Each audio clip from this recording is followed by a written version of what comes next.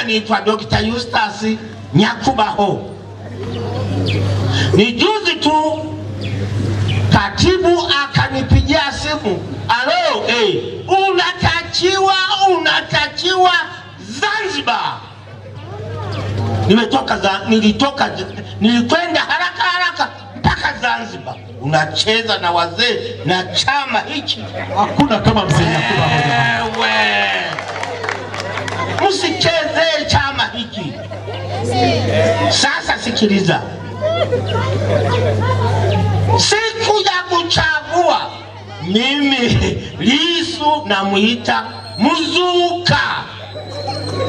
Ni mtu wa pili duniani kufufuka kutoka kaburini. Ukibishi, ngoja nikwambie.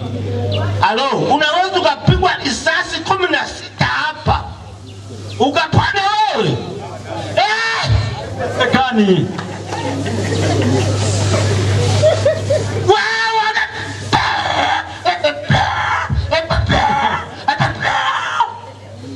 Nyanyua peleka hospitali. Mpeleka Muhimbili. Mzee mmoja wa CCM akamwambia, acha wewe. Ndege ikatoka Kenya ikaja kumchukua mpaka Kenya. Unamchezea. Akakaa Kenya, akahamishwa, akaenda Ubelgiji.